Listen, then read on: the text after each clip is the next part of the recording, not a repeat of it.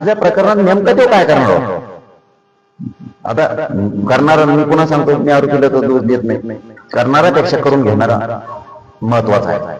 ती काय करतो, मागून राहतो आणि घोडे नाचल्यासारखा नाचित यांच्याकडून करून घेतोय सगळं. आणि मग हे बी मरूच घातले जातात. मग अंगावर यायला त्याला एवढं सोपं, अंगावर यायला इकडे कच्चे येतोय.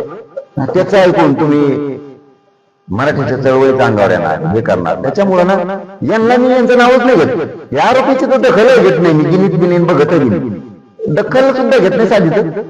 पण त्याला सुट्टी नाही. परळीवाल्याला त्या धनंजय मुंड्याला सुट्टी नाही. त्याची नार्को टेस्ट माझी कशी होत नाही आरोपीची हे मी फुल लावून धरणार आहे पूर्ण वेळ. ते कसं होत नाही ते बघतो का, कारण त्याची एकदम नार्को टेस्ट झाली. मग आंधळ्याच्या प्रकरणात काय झालं, संतोष देशमुखांच्या प्रकरणात काय होता, कस काय येत नाही, गीतेच्या प्रकरणात कस काय येत नाही, महादेव मुंडेच्या प्रकरणातला विषय. आणि आणखीन कुठं कुठं कोंकण धाराशिवला इकडे तिकडे कारखाने होते, त्याच्यात काय काय झालेलं आहे भ्रष्टाचार, कशात काय होतं नाही, सगळं एकदाची त्या नार्को टेस्ट मध्ये. म्हणजे माझ्या नार्को टेस्टच्या या प्रकरणात बाकीचं सुद्धा सगळं लफडं आहे. त्यामुळे हे होऊन जाऊ द्या. तू मरू घातलं यांना, मरतील तर लोकांचे मरतील तर मराठीचेच मरतील. आणि तुला मजा करायची होय, लोकांचे लेकर सोळावर देऊन तू बघतोस तू ऐकणार. या संदर्भात काय झालंय, मला वाटलं होतं बदल झाला पाहिजे प्रत्येकात, ते दिसत नाही. म्हणून तोच म्हणला होता, मी नव्हतं म्हणलं ते परळीचं, तेच म्हणलं होतं की माझी ब्रेन मॅपिंग करा, त्याची नार्को टेस्ट करा. तो विषय आता मी पुन्हा हातात घेतो.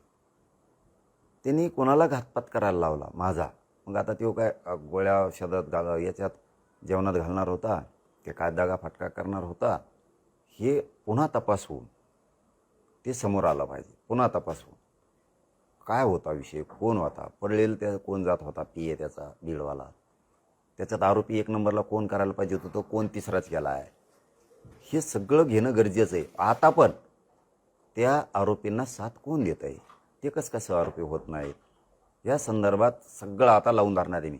CID पासून SIT पर्यंत या सगळ्या पुन्हा तपास त्यानं होतं गरजेचं आहे. आणि त्याच्याशी बोलणं झालं आहे त्या आरोपींचं, कुणी प्रत्यक्ष जाऊन बोलत होते, कुणी फोनवर बोलत होते. मग त्यो याच्यात कसं काय नाही. मग रश्मी शुक्ला ज्या पूर्वीच्या महासंचालक होत्या, त्या अजितदादा फडणवीस साहेब हे स्वतः नागपूरला बसले होते. मग त्यावेळेस त्याचं नाव बाहेर काढलं याच्यातून. मी आता तो विषय लावून धरणार आहे आता, त्याची आणि माझी आणि त्या 3 आरोपीची. तसे त्याच्यात लय मोठे आहेत, ते सगळेच घ्यायला लावणार आहे आता. नार्को टेस्ट कसं काय होत नाही ते बघतो, कारण त्याची एकदा नार्को टेस्ट झाली माझ्या प्रकरणात नेमका तो काय करणार होता. आता करणारा मी पुन्हा सांगतो, मी आरोपीला तर दोष देत नाही. करणाऱ्यापेक्षा करून घेणारा महत्वाचा आहे. ते काय करतो, मागून राहतोय आणि घोडे नाचल्यासारखा नाचितोय. ते त्यांच्याकडून करून घेतोय तो सगळं. आणि मग हे बी मरूच घातले जातात त्यांनी. मग अंगावर यायला त्याला एवढं सोपं, अंगावर यायला इकडे कच्चे येतोय. त्याचं ऐकून तुम्ही मराठीच्या चळवळीच्या अंगावर येणार, हे करणार. त्याच्यामुळं ना यांना मी यांचं नावच नाही घेत. या आरोपीची तर दखल घेत नाही मी, गिनीत बिनीन बघत बी नाही, दखल सुद्धा घेत नाही साधी तर. पण त्याला सुट्टी नाही आता.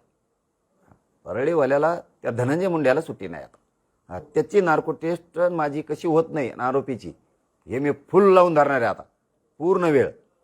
ते कसं होत नाही ते बघतोच आता, कारण त्याची एकदा नार्को टेस्ट झाली. मग आंधळ्याच्या प्रकरणात काय झालं, संतोष देशमुखांच्या प्रकरणात काय होता, कसं काय येत नाही, गीतेच्या प्रकरणात कसं काय येत नाही, महादेव मुंडेच्या प्रकरणातला विषय. आणि आणखीन कुठं कुठं कोंकण धाराशिवला इकडे तिकडे कारखाने होते, त्याच्यात काय काय झालेलं आहे भ्रष्टाचार, कशात काय होतं नाही, सगळं एकदाची त्या नार्को टेस्टमध्ये. म्हणजे माझ्या नार्को टेस्टच्या या प्रकरणात बाकीचं सुद्धा सगळं लफडं येणार. त्यामुळे हे होऊनच जाऊ दे आता. तू मरू घातलं होय यांना, मरतील तर लोकांचे मरतील, मरतील तर मराठींचेच मरतील. आणि तुला मजा करायची होय, लोकांचे लेकरं सोळावर देऊन तू बघतोस तू ऐकडा आता. महाराष्ट्रातील सर्व बातम्यांचे विश्वासार्ह व्यासपीठ सकाळच्या सर्व सोशल मीडिया प्लॅटफॉर्मला लाईक, फॉलो आणि सबस्क्राईब करा. तसंच सर्व नोटिफिकेशनसाठी बेल आयकॉन प्रेस करायला विसरू नका.